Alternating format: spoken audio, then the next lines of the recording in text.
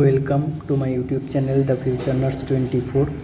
তো আজকে West Bengal health recruitment বোর্ডের তরফ থেকে কন্ডাক্টেড করা যে grade 2 both post basic basic BSc post basic BSc এবং জিএনএম যে এক্সামিনেশনগুলো কন্ডাক্ট করা হলো বিভিন্ন ডেটে, যেমন বেসিক বিএসসি পোস্ট বেসিক বিএসসির এক্সামিনেশন কন্ডাক্ট করা হয়েছিল 21 ডিসেম্বর এবং তাদের অ্যান্সার কি অলরেডি পাবলিশড হয়ে গেছে। এবং জিএনএমদের এক্সাম 31 ডিসেম্বর 2025 অ্যান্ড 1 জানুয়ারি 2026 এই দুটো দিনে কন্ডাক্ট করা হয়েছিল। তারও অ্যান্সার কি কিছু দিনের মধ্যেই পাবলিশড করা হয়ে যাবে। তো এখানে বেসিক বিএসসি হিসেবে বা যারা পোস্ট বেসিক বিএসসি হিসেবে অ্যাপ্লাই করেছিলে এবং এক্সাম দিয়েছিলে তার অ্যান্সার কি আশা করি নিজেরা দেখে নিয়েছো, এবং অ্যান্সার কি অনুযায়ী আমি একটা অ্যান্সার কি নিয়ে একটা ভিডিও দিয়ে দেবো বলেছিলাম, ওটা অন্য একটা ভিডিও করে দেব। এবং জিএনএমদের হিসেবে যারা অ্যাপ্লাই করেছিল গ্রেড 2-তে তাদেরও অ্যান্সার কি যখন দেবে আমি ওটা নিয়েও প্রত্যেকটা শিফটের অ্যান্সার কি নিয়ে একটু ডিসকাস করে দেবো। ওখানে অ্যান্সার দেওয়াই থাকে, তোমরা কে কোনটা করেছিলে একটু মনে করে, যেহেতু সব মনে থাকবে না জানি, কে কোনটা করেছে তবু একবার মিলিয়ে নেবে অ্যান্সার কি অনুযায়ী কার কত আসছে। কারণ এখানে বিভিন্ন গ্রুপ বা নিজের প্রত্যেকটা কোশ্চেন মনে নেই, সেই অনুযায়ী কিন্তু তুমি মেলাতে পারবে না যতটা না অ্যান্সার কি দেখে করতে পারবে। তো অ্যান্সার কিটা বেরোলে আমি জানিয়ে দেব। এবার অ্যান্সার কি অনুযায়ী কারা কীভাবে প্রিপারেশন নিয়েছিলে বা কার কতটা পড়া আছে সেই অনুযায়ী অ্যান্সার কি দেখে কিন্তু অ্যানালাইসিস করতে পারবে কোন শিফট হার্ড হয়েছে। কারণ এটা নিয়ে আমি ডিসকাস করার জন্য বা মন্তব্য করার জন্য এখানে ভিডিও করতে আসিনি, কারণ এটা আমি নিজেও বলতে চাই না যে কোন শিফট সোজা হয়েছে কোন শিফট টাফ হয়েছে, ঠিক আছে। এগুলো বলা আমাদের কারোরই মানে মেন মোটো নয়, মানে কেউই বলতে পারবে না যে কোন শিফট সোজা হয়েছে কোন শিফট টাফ হয়েছে, কারণ প্রত্যেকটা শিফটেই এমন কোশ্চেন আছে, ঠিক আছে।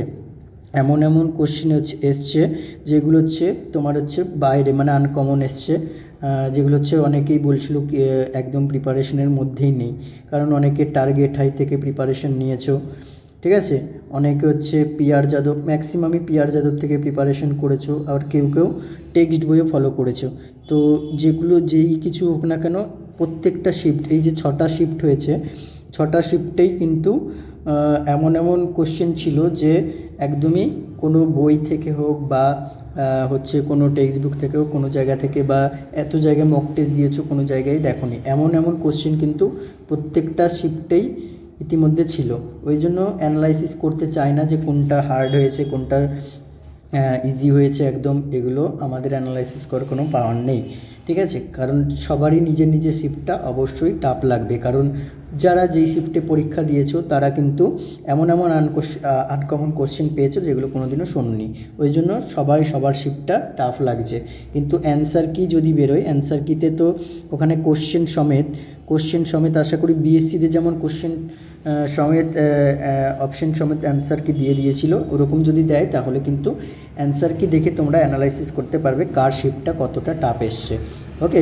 আর সেই অনুযায়ী নর্মালাইজেশন করার যেহেতু নোটিশ বেরিয়েছিল বা নর্মালাইজেশন করবে বলেছিল ডব্লিউবিএইচআরবি বোর্ড, সেহেতু নর্মালাইজেশন যদি করে তাহলে কিন্তু একটা কাট অফ হবে এবং নর্মালাইজেশন করাটাই উচিত। কারণ এটা তো একটা রুলসের মধ্যেই পড়ে যে একটার বেশি মানে একদিনের বেশি যদি এক্সাম হয় তাহলে নর্মালাইজেশন হয়, আর একটার বেশি যদি শিফট কন্ডাক্ট করে তাহলেও নর্মালাইজেশন হওয়ার কথা। নর্মালাইজেশন হয়ে তারপরে ওর পরবর্তী যে স্টেপগুলো থাকবে, এরপরে ইন্টারভিউ হবে, ইন্টারভিউর আগে ইন্টারভিউ কল লেটার ডাউনলোড করা, সেটা তো তোমরা জানো 50K প্লাস যেটা হয়েছে তার মধ্যে সবাইকে নেবে না বলে এই এক্সাম প্রসেস করা। তাহলে যারা সিলেক্টেড হবে র্যাঙ্কে থাকবে, একটা কাট অফ হবে, সেই কাট অফের মধ্যে থাকলে এরপরে যা প্রসেস রয়েছে হওয়ার পরে তোমরা হচ্ছে ইন্টারভিউ কল লেটার তারাই ডাউনলোড করতে পারবে, করার পরে কার কোথায় ইন্টারভিউ এটা তো জানো স্বাস্থ্য ভবনে হয়, সেই অনুযায়ী হবে। এবার এখানে আমি যেহেতু এসেছি যে মোটোটা মেনলি কার কেমন এক্সাম হয়েছে সেগুলো একটু জানিও, মানে এমন নয় যে ম্যান্ডেটরি আমি বলছি, তাহলে তাও বলতে পারো তোমরা, কারণ আমার এক্সাম এনভায়রনমেন্টটা অতটা ভালো ছিল না। বাকি এবার রেজাল্টের উপরে এবার দেখো টোটাল যে শিফট 6টা শিফট হয়েছে, 6টা শিফটে আবারও আমি বলছি এখানে কিন্তু আমি কোনো শিফটের কোশ্চেন নিয়ে অ্যানালাইসিস করতে আসিনি, বা বলছি না কোনটা সহজ কোনটা কঠিন। নিজেরা অনেকটা অ্যানালাইসিস করেছো বা নিজেরা এক্সাম দিয়ে বুঝেছো কার কোনটা শিফট কেমন কী এসছে, ঠিক আছে। তবু মানে এটাই বলে রাখি যে এরপরে পরবর্তী যে স্টেপগুলো আসছে সেগুলো নিয়ে আমি অবশ্যই সব জানিয়ে দেবো। যখন যেই স্টেপ আসবে, কবে অ্যান্সার কী বেরোবে, অ্যান্সার কী বেরোনোর পরে কী প্রসেস রয়েছে, র্যাঙ্ক কার্ড, মানে এরপরে যে র্যাঙ্ক কার্ড বলো বা যেটা হচ্ছে এক্সামের জন্য যাই হোক না কেন, মানে র্যাঙ্ক কার্ড বলো বা তোমার হচ্ছে রেজাল্ট যাই বলো না কেন, এরপরে বার করলে সঙ্গে সঙ্গে কিন্তু আপডেট দিয়ে দেবো, সেটা নিয়ে কোনো অসুবিধা নেই। আর অ্যান্সার কি নিয়ে পোস্ট বেসিক বা বেসিক যারা দিয়েছো সেই নিয়ে, আর হচ্ছে তোমার এখানে যে আমাদের জেএনএমদের অ্যান্সার কি নিয়ে আমি একটা ভিডিও করে দেবো, কিন্তু কাট অফ নিয়ে আমি কিন্তু কোনো মন্তব্য বা কোনো কমেন্ট করতে চাই না যে কাট অফ কীরকম যাবে। এটা কিন্তু কেউ অনেকে করবে কমেন্ট, বুঝতে পারছি, কিন্তু কাট অফ নিয়ে কিন্তু এখন কোনো কমেন্ট আমি করতে পারবো না, কারণ যেহেতু এটা প্রথম WBHRB থেকে প্রথম সিবিটি এক্সাম কন্ডাক্ট করলো। এর আগে ইন্টারভিউ বেসিসে হয়, ইন্টারভিউয়ের জন্য কাট অফ কিন্তু আমি অলরেডি তৈরি করেছিলাম, কিন্তু সিবিটির জন্য কাট অফ আমি কিন্তু তৈরি করতে বা বলতে পারবো না, কারণ সিবিটির প্রথম আগে নর্মালাইজেশন হবে কি না, নর্মালাইজেশন হয়ে তারপরে কার কীরকম কাট অফ যাবে এটা কিন্তু বলা মুশকিল।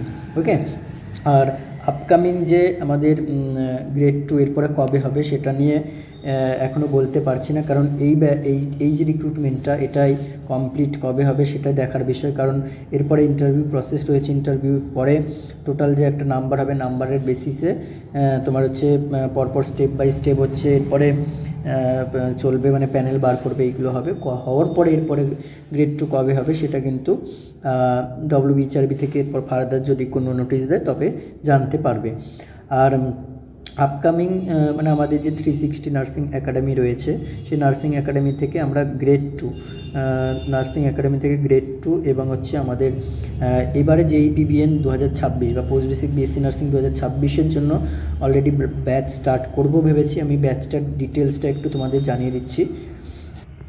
তো দেখো, আমাদের যে মানে অলরেডি 360 নার্সিং একাডেমি যে কোচিংটা রয়েছে, ঠিক আছে, সেখান থেকে আপকামিং যে ব্যাচ স্টার্ট হচ্ছে সেটা হচ্ছে মেনলি আমরা PBBSc 2026-এর জন্য অলরেডি কোচিং স্টার্ট করব, ঠিক আছে। আর এর জন্য এনরোলমেন্ট যারা করতে চাইছে অনেকে অলরেডি 200+ কিন্তু মেসেজ করেছে, আমরা তাদেরকে অ্যাটেন্ড করছি। আর গ্রেড 2 এর জন্য, গ্রেড 2 আপকামিং যে এক্সাম হোক না কেন, মানে এটা হয়ে যাওয়ার পরে যদি এরপরে হয়, তো অনেকে প্রিপারেশন নিতে ইচ্ছুক হয়েছে, আমরা শুধু তাদের নামগুলো এখন লিখে রাখছি, নোট ডাউন করছি। আর এই যে পোস্ট বেসিক যে ফিচার্সটা সেটা অলরেডি 2 তারিখ, আজকে 2 জানুয়ারি থেকে কিন্তু অলরেডি অ্যাডমিশন স্টার্ট হয়ে গেছে, অনেকে পেমেন্ট করেছে, তো হোয়াটসঅ্যাপ গ্রুপে জয়েন করেছি। আর 7th or 8th January introductory class শুরু হয়ে যাবে, অ্যান্ড ব্যাচটা কবে কি চলবে, কতদিন চলবে, উইকলি কটা করে ক্লাস বা ব্যাচটা কতদিন কি চলবে, এগুলো যদি জানতে চাও তাহলে কিন্তু আমাদের সাথে কন্ট্যাক্ট করো, আমরা হচ্ছে ডিটেলসে তোমাদের বলে দেবো, ঠিক আছে। কন্ট্যাক্ট নাম্বার এখানে আমি লিখে রাখছি 8918484026, এই নাম্বারে কন্ট্যাক্ট করো, ডিটেলসে বলে দেবো। ওকে, এটা হচ্ছে পোস্ট বেসিক 2026 বা গ্রেড 2 এর জন্য। আর RRB অনেকে এটাও জিজ্ঞাসা করছিল যে RRB যে আবার নাকি একটা ক্যালেন্ডার বেরিয়েছে, তো RRB এক্সামের জন্য আবার নিউ কোনো ব্যাচ শুরু করছি কি না, কারণ এটাও তোমরা মেসেজ করে দেখো যে কে কোন ব্যাচ নেবে। RRBটা এখনও ভাবিনি, কারণ একটা মানে আপকামিং না, অনগোয়িং ব্যাচ চলছে অলরেডি, যেটা হচ্ছে অ্যাডভান্স লেভেলের ব্যাচ চলছে, RRB প্লাস JPBN একসাথে। ওই জন্য হচ্ছে তোমার ওটা হচ্ছে অলরেডি স্টার্টেড হয়ে গেছে, প্রায় 6 মাস হয়ে গেল, 6 মাস চলছে। ওই জন্য ওটাতে না অ্যাডমিশন নিয়ে যদি আমরা আগে কতজন কি হয় সেই অনুযায়ী ব্যাচ স্টার্ট করতে পারি, ঠিক আছে। আর এরপরে গ্রেড 2 রিলেটেড যদি কোনো আপডেট আসে, আমি তো বলেই দিলাম, এই যে এখন যে গ্রেড 2 রিক্রুটমেন্ট চলছে সেটার রেজাল্টই হোক না কেন বা অ্যান্সার কি যেটাই হোক না কেন, বা এরপরে ইন্টারভিউ হোক বা ইন্টারভিউ কল লেটার, সমস্ত নিয়ে আপডেট কিন্তু দিয়ে দেবো।